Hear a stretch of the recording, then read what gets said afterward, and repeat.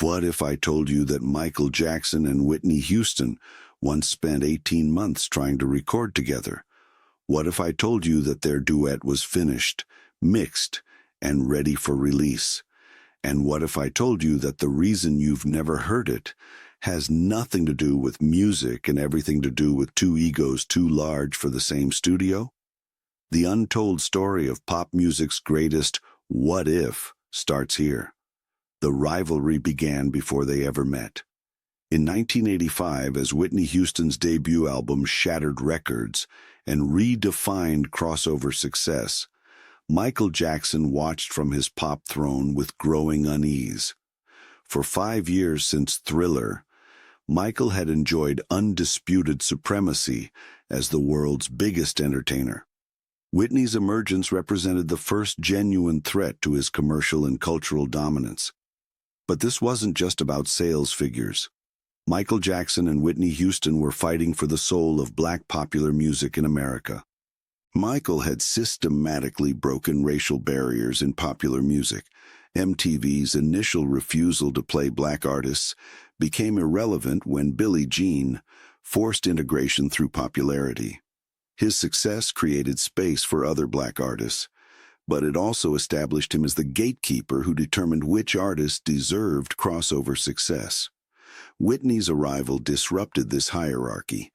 She achieved integration without seeking Michael's approval or following his strategic template. While Michael neutralized racial resistance through androgynous mystique and otherworldly persona, Whitney succeeded by being authentically herself. A beautiful, confident black woman whose talent was so undeniable that resistance became impossible. The psychological implications were staggering. Michael had constructed his identity around being unique, special, otherworldly. Whitney's success suggested that exceptional talent might be enough, without elaborate persona construction. Her naturalness made his artifice look unnecessary, even self-defeating. The Duet project began in early 1986, when Arista Records and Epic Records saw an opportunity to create the biggest musical event in history. The concept was simple: pair the world's two greatest voices on a song that would dominate global charts and generate unprecedented profits. The execution proved impossibly complex because both artists approached collaboration as a zero-sum game. Michael's conditions revealed his deep insecurity about Whitney's vocal superiority. He demanded equal vocal time, despite acknowledging privately that Whitney could outsing him. He insisted on co-writing credits even though the song was already complete. Most tellingly, he required that his vocal parts be recorded separately from Whitney's, claiming scheduling conflicts while actually avoiding direct vocal comparison. Whitney's demands were equally revealing, though motivated by different psychological needs. She wanted the duet to showcase her vocal range in ways that Michael's more limited abilities couldn't match. She demanded that her vocal arrangements be approved by her own team, not Michael's producers. She insisted on equal billing despite Michael's longer track record of global success.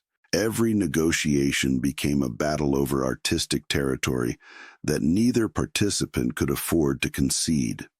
The song that was supposed to celebrate collaboration became a monument to the impossibility of sharing spotlight between two people who define themselves by being singular.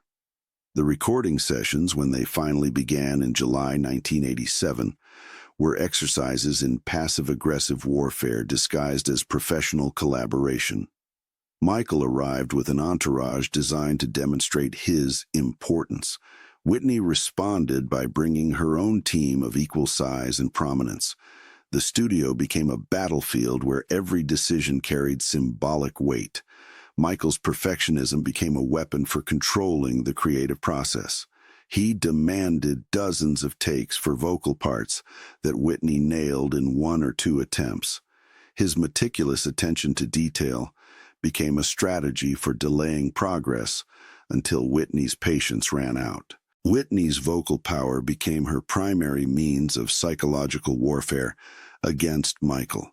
During their few shared recording moments, she would casually demonstrate runs and techniques that Michael couldn't replicate, making her superiority obvious without directly confronting his ego. The breaking point came during a November 1987 session when Michael suggested changing the song's key to better accommodate his range. Whitney's response revealed the fundamental impossibility of their collaboration. Maybe we should find a song that works for both of us instead of changing this one to work for neither of us. The comment became legendary for its perfect encapsulation of their relationship's central problem. Michael needed Whitney to compromise her strengths to accommodate his limitations. Whitney refused to diminish herself to make Michael comfortable. Neither position was wrong, but they were completely incompatible. The duet's cancellation in December 1987 was announced as a scheduling conflict, but industry insiders understood the real story. Two artists who had spent 18 months trying to collaborate had discovered that their egos were too large to share the same song.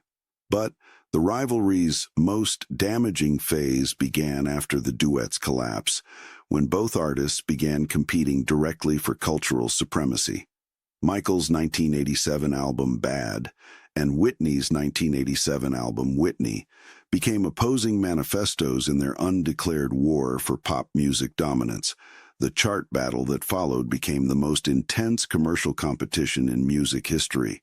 Both albums spawned multiple #1 singles, broke sales records, and generated media coverage that treated their success as a sporting event. But the real competition wasn't happening on the charts. It was occurring in the psychological spaces where both artists processed what success meant. Michael's response to Whitney's challenge revealed the depth of his insecurity about her abilities. He began incorporating more vocal gymnastics into his performances, attempting runs and flourishes that Whitney made look effortless, but that strained his more limited range. His concerts became exercises in overcompensation. Whitney's response was more subtle but equally revealing. She began making public comments about authentic versus manufactured artistry, praising singers who relied on natural ability over production tricks. The comments appeared to be general artistic philosophy while actually targeting Michael's approach. The rivalry's most destructive consequence was its impact on their respective artistic development. Michael, responding to Whitney's challenge, began chasing trends rather than setting them. His later albums showed increasing desperation to match Whitney's vocal power through technological enhancement and elaborate production. Whitney, competing with Michael's visual spectacle, began incorporating staging and choreography that distracted from her greatest asset, her voice. The naturalness that made her special was gradually replaced by manufactured spectacle that served competition but not music. By the early 1990s, both artists had been damaged by their rivalry in ways that would affect their entire careers. Michael's need to compete with Whitney's vocal abilities led him toward increasingly risky artistic choices.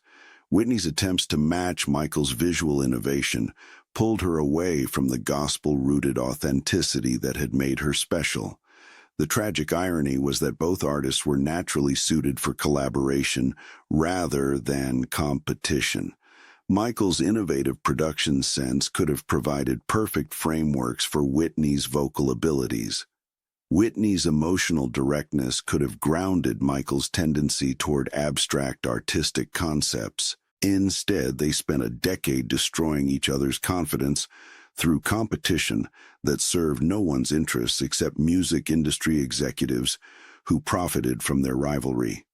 The duet that could have been music history's greatest collaboration became a symbol of wasted opportunity.